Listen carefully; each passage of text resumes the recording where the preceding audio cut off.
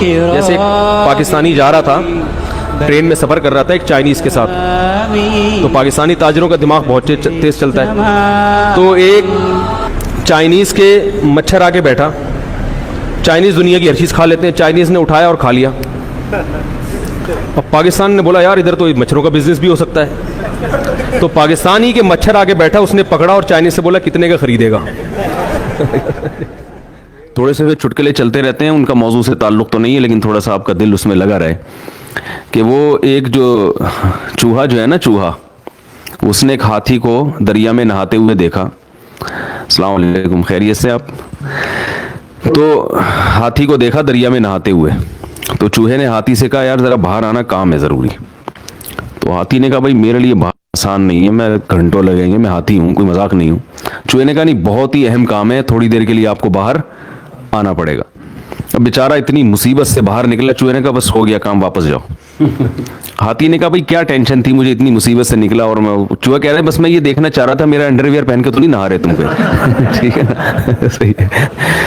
تو خیر ہاتھی انڈر ویئر نہیں پہنتا، کوئی بھی دنیا کا جانور ایسا نہیں ہے دنیا میں کوئی جو لباس زیبتن کرتا ہو، کیونکہ لباس کا تعلق کس سے ہے؟ تہذیب سے. انسان ہمیشہ سے لباس پہنتا آیا ہے، یہاں تک کہ قرآن مجید میں اللہ نے فرمایا ہے کہ جب آدم علیہ الصلوۃ والسلام سے خطا ہوئی ہے جنت میں، تو اس خطا کے بدلے میں اللہ نے جو سب سے پہلی سزا دی، ان کا لباس چھین لیا. حالانکہ وہ دونوں میاں بیوی تھے، حضرت آدم اور حوا، لیکن ان میں اتنی حیا تھی کہ فتفقا یخصفان علیہما من ورق الجنہ، کہ جنت کے درختوں کے پتوں سے اپنے جسم کو ڈھانپنے لگے.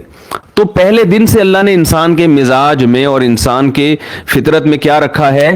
تہذیب.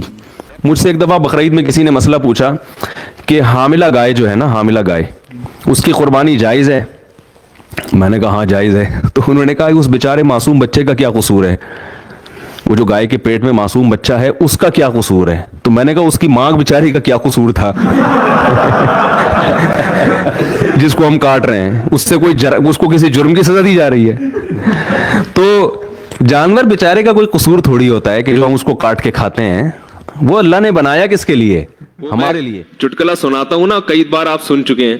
وہ ایک بچے نے، ایک مس تھی، انہوں نے وہ بچے بیٹھے ہوئے تھے، اسٹوڈنٹس بیٹھے ہوئے تھے، ان سے معاہدے لیے کہ دیکھو بیٹا پکا وعدہ کرو، پکا وعدہ کرو کہ پان گٹکا نہیں کھاؤ گے. انہوں نے کہا میس پکا وعدہ پان گٹکا نہیں کھائیں گے. بیٹا پکا وعدہ کرو چوری نہیں کریں گے. میس کبھی بھی چوری نہیں کریں گے. ہر چیز پہ وعدہ کر رہے تھے، سارے معاہدے کروا لیے، ملک کی خدمت کریں گے، یہ کریں گے، وہ کریں گے، ایمانداری سے جہاں بھی جائیں گے ایماندار. آخر میں کہا کہ بچوں پکا وعدہ کرو لڑکیوں کا پیچھا نہیں کریں گے. بچوں نے کہا پکا وعدہ لڑکیوں کا پیچھا نہیں کریں گے. اب بچوں جو ہے نا اندر وعدہ تو کر لیا. اب مس نے کہا اچھا پکا وعدہ کرو ملک پر جب جان دینے کی باری آئی تو جان دیں گے. انہوں نے کہا دے دیں گے، ایسی زندگی کا کرنا بھی کیا ہے ہم نے. جب جان دینے کی باری آئے گی تو کیا کریں گے؟ جان دے دیں گے. زندگی کو بچا کے کرنا بھی کیا ہے. میں تو ایک جگہ حیران ہو گیا، ہم کہیں جنگل میں گئے تفریح کے لیے، تو مجھے تھوڑا سا شوق ہے مختلف لوگوں کا انٹرویو لینے کا، ان کا کلچر کیا ہے. تو میں نے دیکھا کہ اب ہمارے کیمپ کے قریب دو ذرا ایجڈ سی خواتین تھیں، تو میں نے کہا چلو ان سے تھوڑا سا انٹرویو لوں، یہ خیمے میں کیا پکا رہی ہیں. ہم وہاں قریب گئے تو وہ کچھ مچھلی ڈال کے اور کچھ پکا رہی تھی. تو تھائی زبان میں ایک ترجمہ کرنے والے میرے ساتھ موجود تھے، تو وہ انہوں نے بتایا کہ یہ مفتی صاحب ہیں، ہمارے عالم ہیں، یہ آئے ہیں، یہ آپ سے انٹرویو لینا چاہتے ہیں. میں نے ان سے پوچھا آپ کیسے رہتے ہیں، کیا کھاتے ہیں، تو گپ شپ ہوئی. تو پھر جب انہوں نے تعارف کروایا نا کہ ہمارے عالم ہیں یا مذہبی رہنما ہیں، تو پھر وہ کہنے لگیں خواتین کہ آپ، وہ تھیں تو بدھسٹ تھیں، تو انہوں نے کہا آپ ہمارے لیے گاڈ سے دعا کریں کہ اللہ ہمیں اولاد دے دے.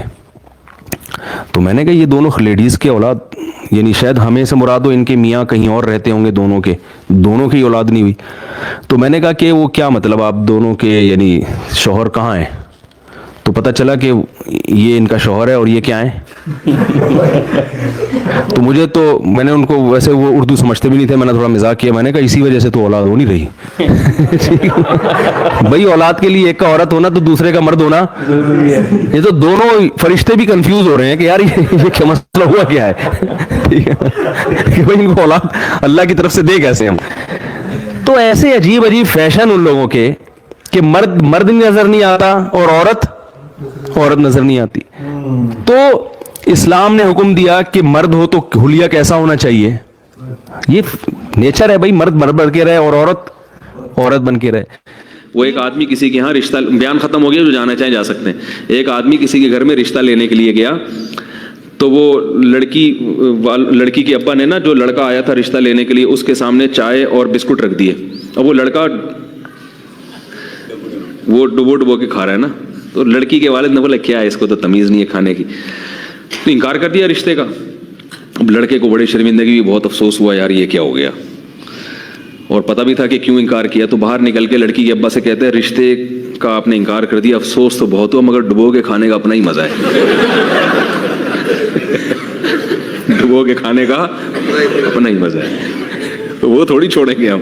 اور حقیقت ایسے ہے، حقیقت ہے، چائے بسکٹ رکھے ہو نا، میرا اپنی ظاہر بھی ہے کہ ڈبو کے کھانے کا شرم تو آ رہی ہوتی ہے انسان کو، لیکن جو مزہ آتا ہے ڈبو کے کھانے میں، وہ بغیر پاپے جتنا ڈبو کے کھانے میں مزہ آتا ہے. تو بسکٹ ہو کوئی بھی چیز ہو، ڈبو کے کھانے کا بہرحال اپنا مزہ ہے.